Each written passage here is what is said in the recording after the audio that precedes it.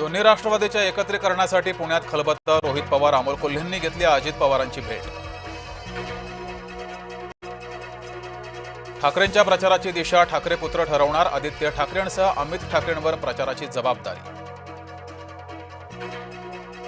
आयुष कोमकरची आई निवडणुकीच्या रिंगणात. आंदेकरांच्या उमेदवारीला कोमकरचा विरोध. कल्याणी कोमकर शिवसेनेतून निवडणूक लढण्यास इच्छुक. ठाण्यामध्ये एकनाथ शिंदेंना धक्का. माजी महापौर मीनाक्षी शिंदेंचा राजीनामा. विक्रांत वायचाळांच्या हकालपट्टीनंतर नाराजी नाट्य. पुण्याप्रमाणे ठाण्यातही दोन्ही राष्ट्रवादी एकत्र येणार. आव्हाड आमचे दुश्मन नाहीत. नजीम मुल्लांच्या वक्तव्यानं भुवया उंचावल्या. राष्ट्रवादीच्या प्रस्तावावर पवार गट सकारात्मक.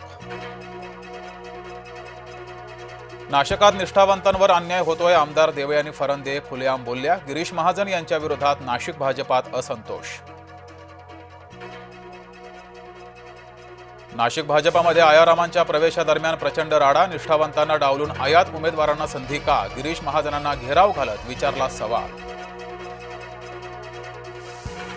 विदर्भ भाजपाच्या नागपुरात बैठका सुरू. अकोला, अमरावती, चंद्रपूरचे पदाधिकारी नागपुरात. अकोला समन्वय समितीची बावनकुळेंसोबत बैठक.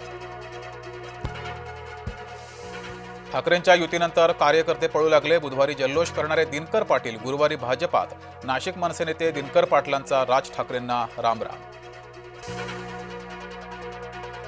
प्रशांत जगताप काँग्रेसच्या वाटेवर. हर्षवर्धन सपकाळ यांना फोन करून केली विनंती.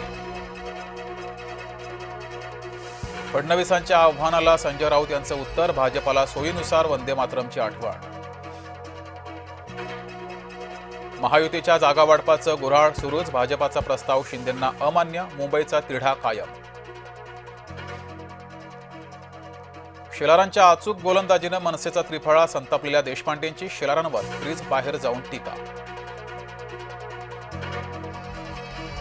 नवनीत राणांचा आमदार संजय खोडकेंवर गंभीर आरोप. खोडके गावगुंडांच्या पाठीशी उभे राहतात. आम्हाला चादर चढवणारे यांच्यासोबत युती नको. नवनीत राणांची टीका.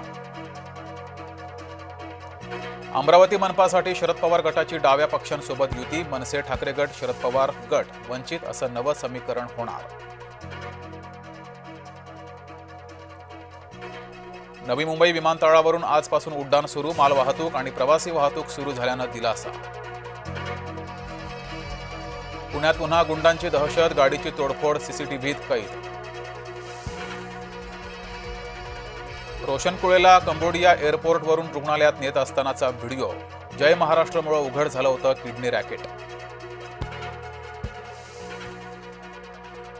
दिवंगत माजी पंतप्रधान वाजपेयींच्या 101व्या जयंतीनिमित्त देशभरात कार्यक्रम.